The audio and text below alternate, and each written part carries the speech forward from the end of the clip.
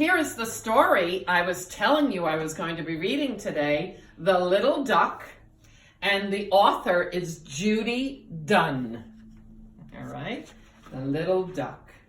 One morning in early spring, a little boy was fishing in the pond near his farm. Again and again, he threw out his line and pulled it in. At last, he caught a fish. The boy gathered his things to go home. Suddenly, he saw something nestled in the tall grass at the pond's edge. It was an egg, a duck's egg. The little boy carried the egg home with him. He put the egg in an incubator and kept it warm. Every day, the boy turned the egg over as gently as a mother duck. Finally, after 28 days of waiting and watching, the boy heard something peeping and pecking inside the egg. The shell cracked and broke open, and Henry, the little duck, was hatched. Look at him. Doesn't he look wet? He does. Henry did not look at all like he imagined. His feathers were wet and they stuck to his body. His feet were enormous. Look at his feet. He has webbed feet, not like your feet or my feet. He has webbed feet. The little duck stood up on the big orange feet. He tried a few small steps. Then he stretched his spindly wings and wiggled them as fast as he could. He began to get dry and fluffy. Look at him, isn't he cute? Getting hatched is hard work. Henry was tired. He put his head down beside his empty shell and went to sleep. When Henry woke up, his fluffy yellow down was completely dry. Now he looked like a duck. After a few days, the boy placed him in a wading pool. It was time for the little duck's first swim. Henry tried hard to paddle, but the more he paddled, the deeper he sank. Ducks cannot float without oil on their feathers. Baby ducks usually get this oil from their mother's feathers when she sits in the nest with them. But Henry's mother was an incubator. He would have to wait until his own oil glands began to work before he tried to swim again. The boy quickly scooped Henry up from the bottom of the pool and wrapped him in a towel. Henry was shivering and sputtering, so look, they dried him with a hairdryer. Wasn't that a good idea? I hope he wasn't afraid of the noise. When the little duck was dry again, he found a cozy resting place on the broad back of the family dog. Together they dozed in the sunshine. Through the summer, Henry kept growing. The boy fed him cracked corn and duck mash. The more Henry ate, the bigger he grew. Look, he's changing. His feathers are turning white. One day he noticed his feathers were stiff and white, growing over his yellow down. Suddenly Henry's voice began to do something new. He used to do peep, peep. Now all he does is peep, peep, squawk, peep, quack, quack. Henry was growing up. During the summer, Henry followed the boy all around the farm.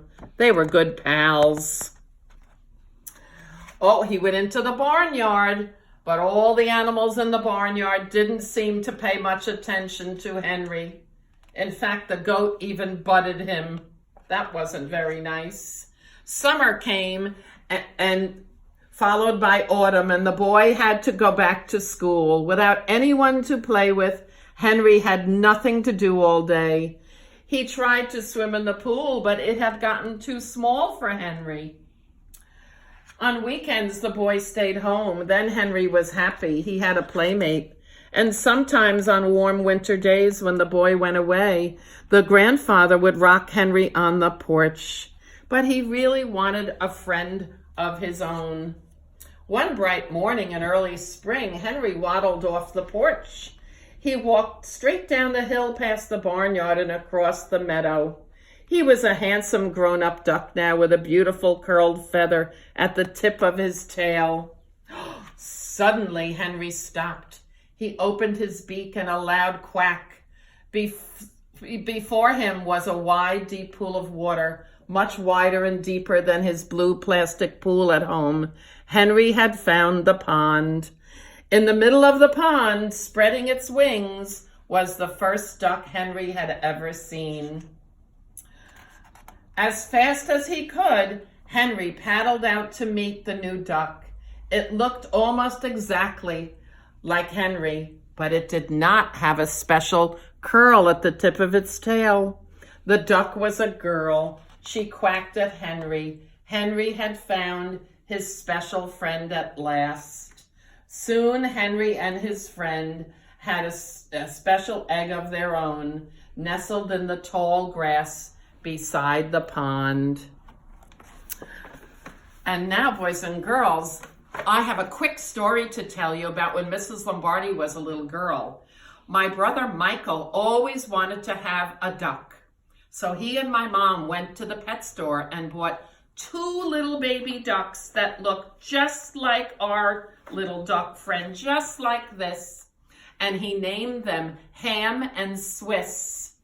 And guess what happened with the ducks, though? They grew bigger and bigger and bigger. And Michael couldn't take care of them anymore. They weren't yellow anymore. They had those stiff white feathers. And one day my mother said, "Michael, we have to take them to the pond." And he was sad. So we put the ducks in the car. All went with him to the pond. We put the ducks in the pond, and guess what happened when we went back to the car? They got out of the pond and they started following us to the car. They wanted to come back home with us. So we carried them back to the pond again, and we hid behind a tree. And guess what? They stayed in the pond, and they met some other duck friends. And we used to go back and visit them and throw some bread in and visit them and say hi to Ham and Swiss. And we always knew which one was Swiss, because Swiss had a little bent wing. And Michael was happy to see the ducks had friends at the pond. So boys and girls, we'll see you tomorrow. Mrs. Provost is going to be talking to you about dinosaurs tomorrow, okay? All right, see you tomorrow. Bye-bye.